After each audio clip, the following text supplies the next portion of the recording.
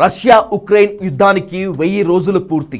3 ఏళ్లుగా రష్యాతో పోరాడుతున్న ఉక్రెయిన్, అమెరికా అండతో రెచ్చిపోతున్న జెలెన్స్కీ టీం, రష్యాపై యుఎస్ మేడ్ ATACMS క్షిపణుల ప్రయోగం, 5 క్షిపణులను కూల్చివేసినట్లు వెల్లడించిన రష్యా, రివెంజ్ తీర్చుకునేందుకు రెడీ అయిన మాస్కో, అణ్వాయుధాల ప్రయోగానికి పుతిన్ గ్రీన్ సిగ్నల్.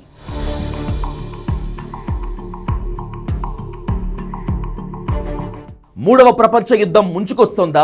3 ఏళ్లుగా జరుగుతున్న యుద్ధం భవిష్యత్తులో మరింత ప్రమాదకరంగా మారనుందా? 2 దేశాల మధ్య యుద్ధం థర్డ్ వరల్డ్ వార్కు దారితీస్తుందా? రష్యాపైకి ఉక్రెయిన్ను అమెరికా ఎగదోస్తోందా? రష్యాపై యుఎస్ మేడ్ క్షిపణులను ఉక్రెయిన్ ప్రయోగించడంతో పుతిన్ రగిలిపోతున్నారా? రివెంజ్ తీర్చుకోవడానికే అణ్వాయుధాల ప్రయోగానికి గ్రీన్ సిగ్నల్ ఇచ్చేశారా?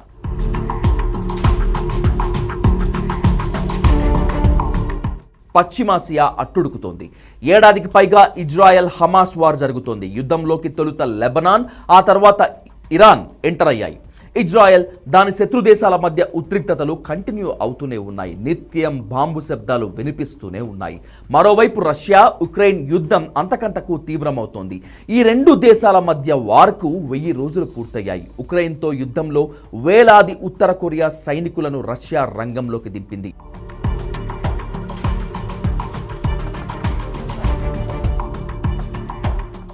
ఈ నిర్ణయంతో ఆగ్రహం వ్యక్తం చేసిన అమెరికా తాము సరఫరా చేసిన దీర్ఘశ్రేణి క్షిపణులను రష్యాపై ప్రయోగించేందుకు ఉక్రెయిన్కు అనుమతి ఇచ్చింది. ఉక్రెయిన్తో యుద్ధంలో వేలాది ఉత్తర కొరియా సైనికులను రష్యా రంగంలోకి దింపింది. ఈ చర్యపై అమెరికా మండిపడింది. తాము సరఫరా చేసిన దీర్ఘశ్రేణి క్షిపణులను రష్యాపై ప్రయోగించేందుకు ఉక్రెయిన్కు గ్రీన్ సిగ్నల్ ఇచ్చింది. దీంతో రోజు వ్యవధిలో రష్యాపై దీర్ఘశ్రేణి క్షిపణులతో ఉక్రెయిన్ విరుచుకుపడింది. అమెరికా తయారు చేసిన ATACMS క్షిపణులను రష్యా భూభాగాలపై ఉక్రెయిన్ ప్రయోగించింది. బ్రియాన్స్క్ ప్రాంతంపై ఉక్రెయిన్ యుఎస్ మేడ్ మిసైళ్లతో దాడులు చేసింది. వాటిలో 5 మిసైళ్లను ధ్వంసం చేసినట్లు రష్యా ప్రకటించింది. ఒక క్షిపణి మాత్రం బ్రియాన్స్క్ ప్రాంతంలో సైనిక స్థావరంపై పడింది. అయితే ఈ దాడిలో ఎలాంటి ప్రాణ ఆస్తి నష్టం జరగలేదు. అంతకుముందు కరాచేవ్లోని లాజిస్టిక్స్ సపోర్ట్ సెంటర్పై కూడా ఉక్రెయిన్ సైన్యం దాడికి తెగబడింది.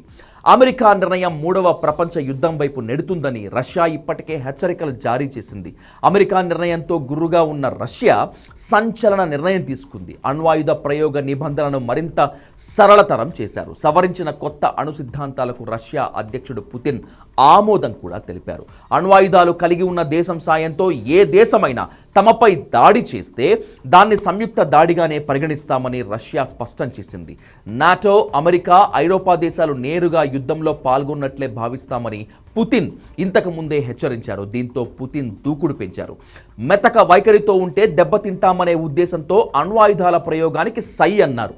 నాటో సైనిక సాయుధ సంపత్తిని లక్ష్యంగా చేసుకుని దాడులు చేస్తామని తీవ్రంగా హెచ్చరించారు. ఇందుకోసం విభిన్నమైన వ్యూహాలను సిద్ధం చేసుకుంటోంది రష్యా. ఈ నేపథ్యంలో రష్యా ఏ క్షణమైన అణ్వాయుధాలను ప్రయోగించే అవకాశం ఉండటంతో ప్రపంచ దేశాలు ఆందోళన వ్యక్తం చేస్తున్నాయి. 21వ శతాబ్దంలోనే అత్యంత దారుణమైన పోరాటంగా రష్యా ఉక్రెయిన్ మధ్య నిలిచింది.